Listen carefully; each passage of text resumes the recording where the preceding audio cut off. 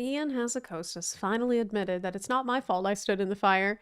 It's his, just like I suspected all along. Hey Buns, today we're going to talk about maybe the craziest philosophy shift I have ever seen from World of Warcraft around their UI and accessibility. They have now announced rotation assist, like an official EHEHEE, one button rotation mode, and plans to make add-ons like DBM and damage meter obsolete by baking that stuff into the game. So maybe instead of "run away, little girl," you'll hear "run away, but not from these incredible offers in the store."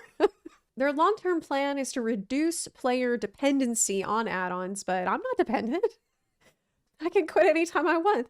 That said, I think this isn't just about shiny new features. It's about who WoW is for in 2025. How do we play it? Who gets to succeed? What is success? And why do I still need an add-on to let me know that I'm on fire? In patch 11.17, Blizzard will be adding a new UI tool called Rotation Assist. It'll suggest your next button press based on your spec, resources, procs. It'll even check how many enemies you got in front of you for single target or AoE. It will adapt to your talents. It's effectively an official version of EHEHEE, which has 56 million downloads on Curse. The first time I heard of EHEHEE, my first reaction was, I would never. And then I started playing 38 different specs and I thought, well, maybe I'll try it. I'll just try it. Start it. Ain't no way I'm memorizing all that crap right off the bat for every single spec. Like, the job guides can be intimidating and confusing. Some of us learn better by doing. What's great about Rotation Assist is it helps you get started playing the damn game instead of sitting there working on your master's thesis about Sinister Strike at 5 or less combo points, Pistol Shot if you have opportunity at 4 or less combo points between the eyes if buff duration is 4 or less seconds, and you have Ruthless Precision buff active at 6 or more combo points. Sometimes what you need is, what button do I press next? Okay, you dip your toes in, get comfy, maybe learn along the way, or don't, you know, because yes, it can become a crutch. So what? You know? It's World of Warcraft. It's not. Okay.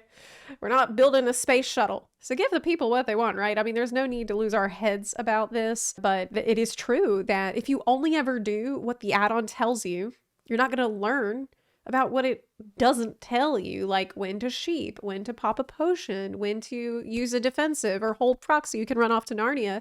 It's not going to teach you how to play smart. It will just let you play and be, you know, a little starter Pokemon. If you do start asking yourself, why did it suggest that button?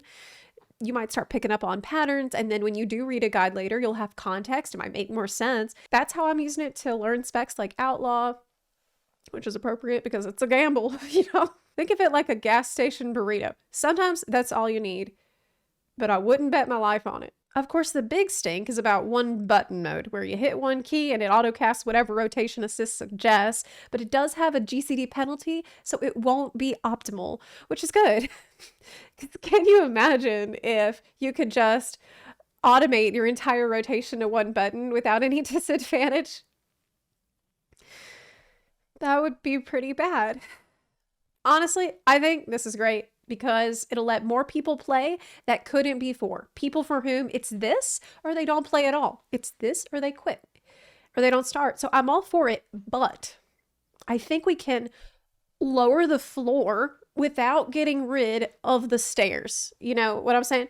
Like, I want that journey to mastery to be inviting, not mandatory, but not pointless either. I'm excited about it, but it's not all sweet tea and magnolias. You know, I have some concerns, like the community, for example. Is there going to be a tell that you're using it? If so, that could paint a target on your back in pugs. Are there going to be add-ons that show it? Will Warcraft logs flag it? Will people be like, oh, you used one button mode? Well, that explains it. Or in the other direction, hey, idiot, turn on one button mode and you'll play better, you know? I really, really, really don't want to see people who need this being treated bad. Huge concern that I have. In hard content, if it works too well, people will clear mythics with one button just to make a point.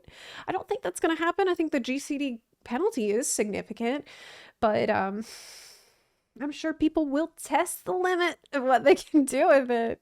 They will, and we don't want people's achievements to be devalued.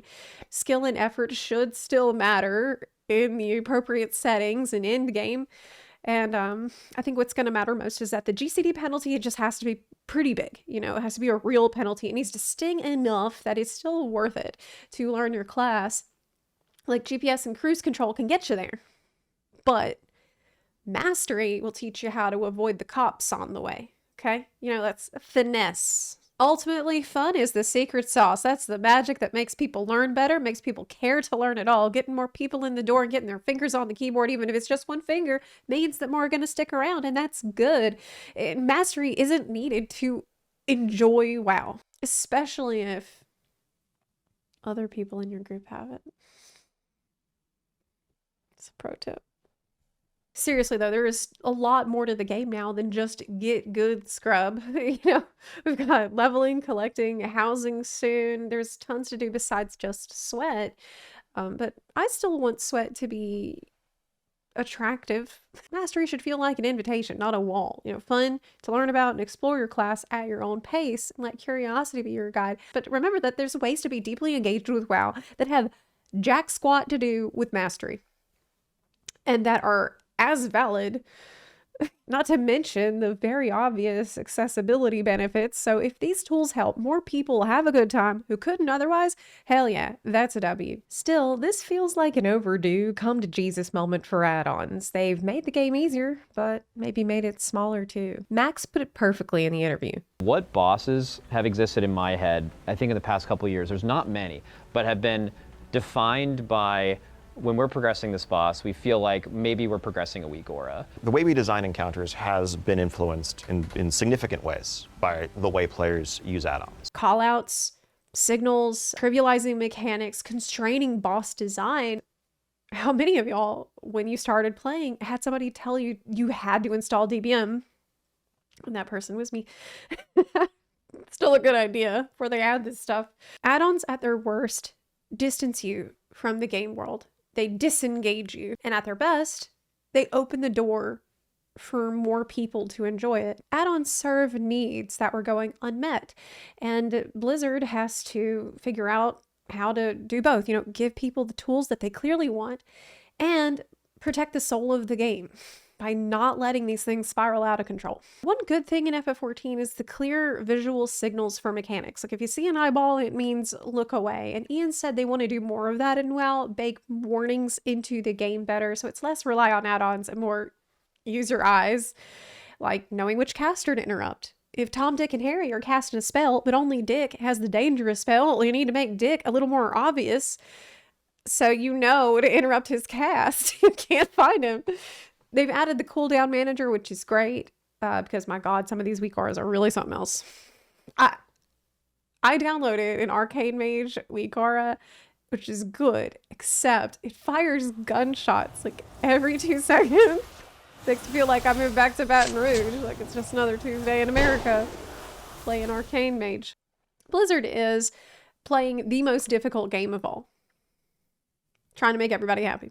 Make nobody feel left out, so they'll feel relaxed and welcome enough to explore their own path in the game with joy, you know, fun. Whether that's farming Ashes of Alar or optimizing an M+ route or making YouTube videos about the game. You know, some people want that big open world RPG adventure. Some people want the tactical competitive mode, and sometimes that's the same person, just on a different day. Azeroth is really big, and I do think it's big enough for everyone. Where do you stand on all this? What do you like to do in World of Warcraft? And will you be using Rotation Helper? Will you be using the one button mode? I'd love to hear from you, so go ahead and drop a comment if you can. One thing I didn't really talk about too much is the damage meters. How do you feel about potentially that being something that's added to the game? That's probably a topic that I'll discuss in a separate video later, because it's not happening urgently, but it's on the horizon. So it's definitely worth simmering, thinking about that. How could they implement that in a way that encourages players and doesn't shame them? How private would this information be? If you like this video, please consider supporting the channel on Patreon or on Twitch. If you have Amazon Prime, you can subscribe on Twitch for free with Prime. This month is going to be a little crazy for the stream schedule because I'm going to PAX East next week and I'm moving back to Seattle this month. too. We also have a merch store, which will be soon populated with more guild merch for the guild only buns, which you are also welcome to join. It is on EU and NA, and it is active, it is friendly. We'd love to have you just join our Discord and ask for an invite in the WoW channels. It's doesn't matter your faction, doesn't matter your region, doesn't matter your server. And I want to thank my Patreon supporters who subscribe at the highest tier. That is Chris and Pete Wilson, as well as all of my bun buns who support the channel across Patreon, Ko-Fi, and Twitch. Thanks again for watching, and I'll see you next time. Bye!